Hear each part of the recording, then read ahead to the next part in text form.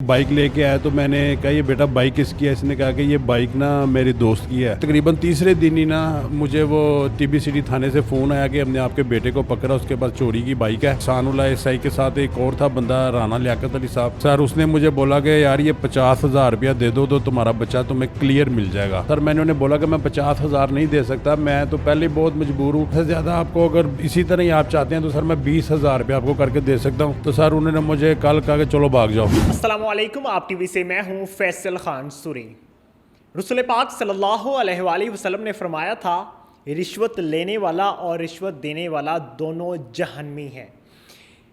इस हदीस के पढ़ने का मकसद क्या है वो आपको आखिर में चल के पता चलेगा और समझ आएगी स्टोरी की। मेरे साथ याहिया साहब मौजूद हैं। याहिया साहब का एक इकलौता बेटा है जिसका नाम अब्दुर्रहमान है और उसकी तकरीबन 21 साल उम्र है। याहिया साहब कारोबार करते हैं, लेकिन कारोबार की तंग दस्ती की वजह से ये अब अपने हालात पे काबू नहीं पा सके और हालात ख़राब होने की वजह से अपने बेटे को बाइक नहीं दिला सके। याहिया साहब ने बहुत कोशिश की कि मैं अपने बेटे की ख्वाहिशात को पूरा कर सकूं, लेकिन बदकिस्मती से पूरा नहीं कर पाए। बेटे को बाइक चाहिए थी। बेटे ने एक दिन बाइक किसी की चोरी कर ली। चोरी करने के बाद घर लाया तो बाप को नहीं बताया कि मैं चोरी करके लाया। बेटा पकड़ा गया, पुलिस ने पकड़ लिया, हवालात में नहीं बंद किया। ये अहम पॉइंट है कि तकरीबन 3 दिनों से पुलिस ने पकड़ रखा है, लेकिन हवालात में अभी तक बंद नहीं किया, ना ही उस पर एफआईआर दी। मामला क्या है तफसीलन याहिया साहब से ही जानने की कोशिश करते हैं। सर बताइएगा क्या मामला बना, क्यों बेटे ने चोरी की?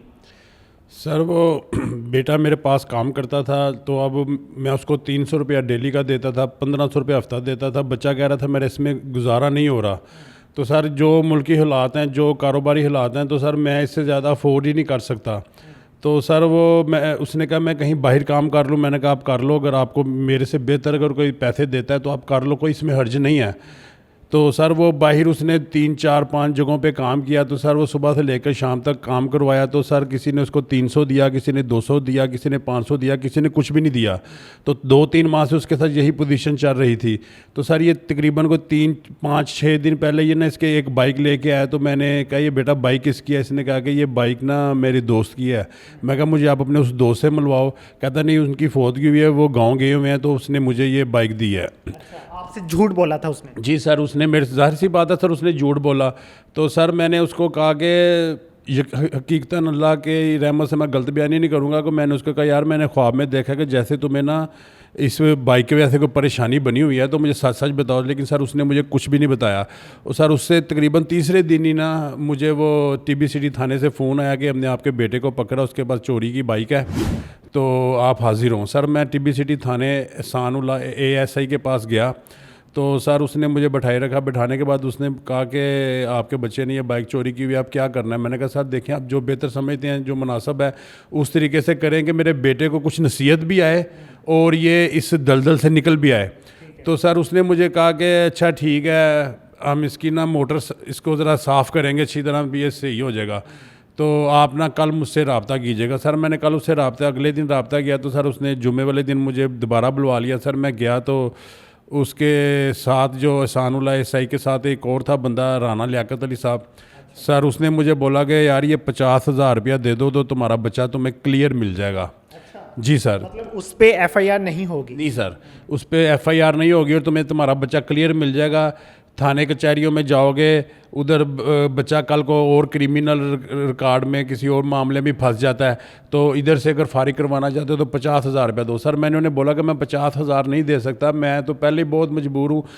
2 दिन इसलिए लेट आया हूँ कि मैं कुछ पैसों का बंदोबस्त कर रहा था। तो सर मैंने कहा मैं ज़्यादा से ज़्यादा आपको, अगर इसी तरह ही आप चाहते हैं तो सर मैं 20,000 रुपया आपको करके दे सकता हूँ। तो सर उन्होंने मुझे कल कहा कि चलो भाग जाओ, 50,000 अगर है तो आ जाना, नहीं तो रहने दो। ठीक है। उसके बाद आपकी बेटे से मुलाकात हुई? जी सर, बेटे को उन्होंने अपने पास ही बिठाया हुआ था और उसे टांगे दबवा रहे थे। कौन दबवा रहा था? सर राना लियाकत अली उससे ना टांगे दबवा रहा था। थाने के अंदर? थाने के अंदर सर चारपाई पे लेटा हुआ था, एसी चल रहा था और 3-4 डकैती के मुलजम साथ पीछे बैठे हुए थे। तो मेरे बेटे को चारपाई पे बिठा के ना उससे टांगे वगैरह दबवा रहा था। तो सर मैं बस ये देखता रहा और सर मैं क्या कर सकता था, मजबूर मैं सर परेशानी में। फिर जब उसने कहा कि 50,000 है तो ठीक है, नहीं है तो भाई चल उठाता हूँ चल। FIR अभी तक नहीं हुई? सर मेरे ख्याल से FIR नहीं हुई, इसीलिए तो सर उन्होंने मुझसे 50,000 की डिमांड की है।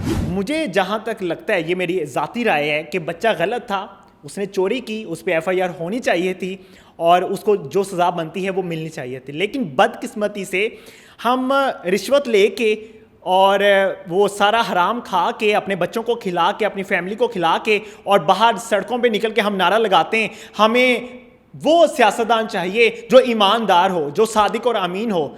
गलत हम खुद हैं, लेकिन बदकिस्मती से हम गलत उनको कह रहे होते हैं जिनका कसूर नहीं है। हमारे घरों को गंदा करने वाला कौन है? मैं हूं। मैं अपने घर को गंदा कर रहा हूं, आप अपने घर को गंदा कर रहे हो। पाकिस्तान को गंदा करने वाला कौन है? हम अवाम हैं।